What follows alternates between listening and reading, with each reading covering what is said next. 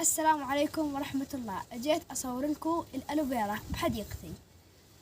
الكل بفكر إنه عنده ألوفيرا اللي هي الألوفيرا سبوتد. معظم المشاتل بتبيع الألوفيرا سبوتد على إنها الألوفيرا العلاجية. يا جماعة هاي مش الألوفيرا العلاجية. كيف بدنا نميزها؟ هاي بتكون منقطة مثل الفهد هيك. شايفين النقاط اللي عليها شلون؟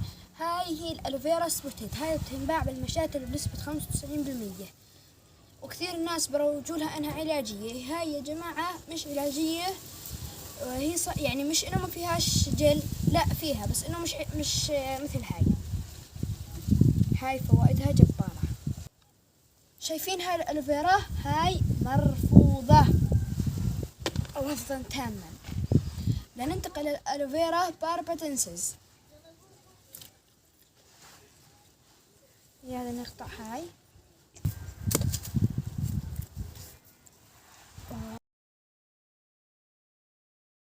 بس ديروا بالكم من أسنانها، حاد شوي. شكلها جميل بالحديقة. مجرد ما قصيناها بتبلش تفرز مادة صفراء. هاي المادة بدنا نشيلها لأنها بتعمل مهيج للبشرة. شوفوا كيف.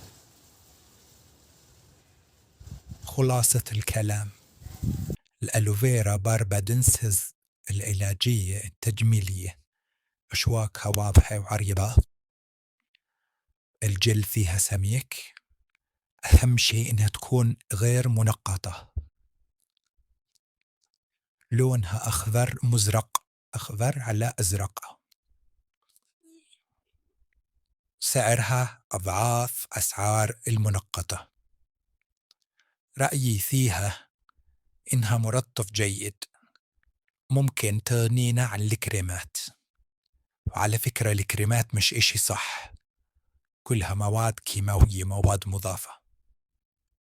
بالنسبة للعلاج لا تستنوا من الألوفيرا تعمل عمل السحر. أكيد هي كويسة، اللي جربوها بالأكزيما استفادوا عليها، لكن في حالات بتكون مستعصية.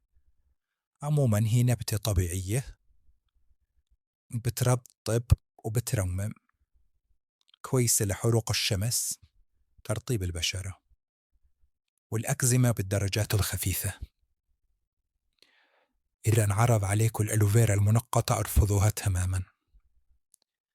الورقة الأفضل تحتفظوا فيها بالثلاجة وتسحبوا منها الجل أول بأول.